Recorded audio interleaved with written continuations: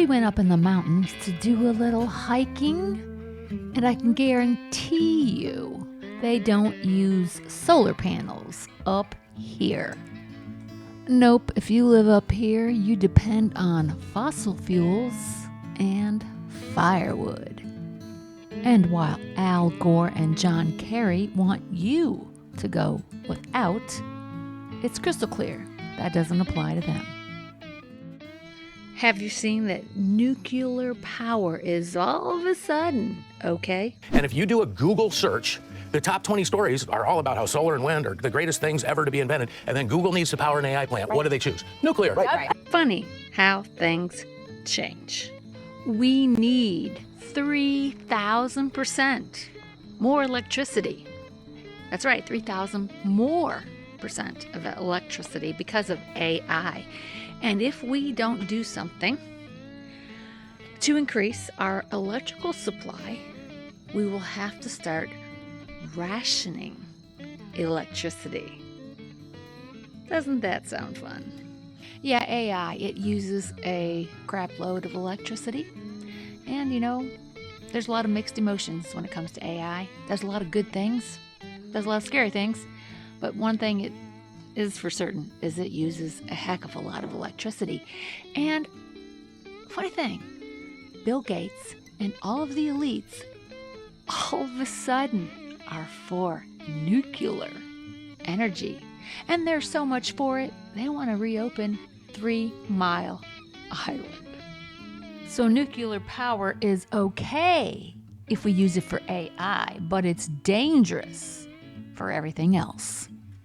You know that nuclear power is the cleanest energy available, yet we as citizens shouldn't use it. Unless, of course, you're somebody like Bill Gates. But, the rest of us peasants, well, we shouldn't be using nuclear power. I guess we'll just be forced to use windmills. I find it both fascinating and stupid how people are in this effort to reduce global warming. Especially when we knew this was right around the corner with the AI thing. Wanting everybody to use extra efficient appliances. The Biden administration is now targeting ceiling fans, and it's all in the name of going green. According to a new report from Bloomberg News, U.S. Consumer Product Safety Commission considering a nationwide ban on gas stoves. And my point is here that we're forcing people to get more efficient dishwashers and air conditioners and all kinds of other appliances that only reduce or improve our energy usage by 3 to 5%. When we knew we needed like 3,000% more energy for using AI. And then there's entire continents that are largely offline. India, there's parts of China, there's all kinds of continents out there that don't have energy at all. But this is what we're worried about.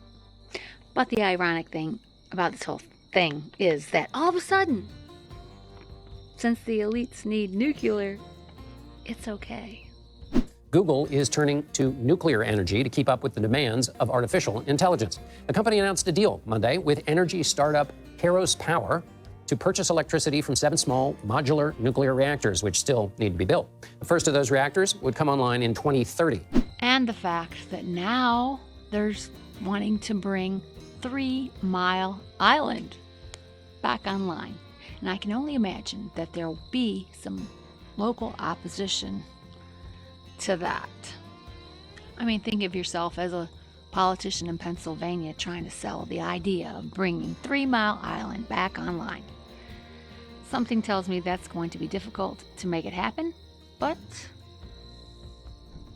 who knows? These days, nothing surprises me. But apparently now that Bill Gates and Google are involved in developing nuclear plants, well, the attitude about them will probably change.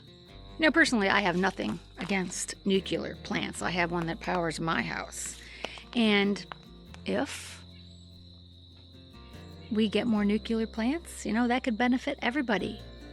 Of course, AI might kill us before then, but at least we'll have more power. They are talking about fast-tracking these plants. It normally takes about 30 years to develop a nuclear plant. But, once you get Bill Gates, Microsoft, and Google involved, I'm sure it'll be much quicker. But the most important thing with developing nuclear plants is to offer clean, affordable energy. And nuclear can be very affordable. Everything's gotten so expensive. I mean, our electricity bills are up 28% now since, the administration changed. 28% higher electricity bills. Car insurance is up. Gas is up. Everything's up. So I will take cheaper energy all day long. I think the next century is going to change a lot of things, especially when it comes to energy, from powering our homes to powering our cars. A lot of things will change. And you may find that you may be forced to live differently, live with a lot less. Most of us didn't vote for some of the changes. Actually, most of us didn't vote for any of these changes. When we look at things like the Inflation Reduction Act and the things that are hidden within that bill, it does affect you and I. It's going to affect the cost of our homes. It's going to affect the way that we live. And with so many newcomers, code for illegals, coming into the country and siphoning off of our resources, well, that too will affect your life. So, from nuclear power, AI, the fact that they're importing all these people into our country, using your funds, my funds, to take care of them, means we're all going to have to do with less. I find that very concerning. I find it so concerning that I'm starting to think I'm really going to have to make some tough decisions about taking better care of myself, what I eat, how I maintain my physical health, because the resources that we have are going to go away. You can't supply the same type of resources to a nation when you import 10 million, 15 million people that are also wanting to use those same resources, and they're not contributing economically to those resources. That means it's going to be spread thin. That means if you're on, let's say, Medicaid or Medicare, you're going to get less. You're going to have to take care of yourself. You're going to have to live leaner. It'll be interesting to see what happens in 2025. Everybody's watching what's going on in our world very carefully. And I think if you haven't started thinking about it, you should start thinking about it now. Really take care of yourself. Start cutting back on your finances. Live leaner. Be financially lean, because we may experience some tough times.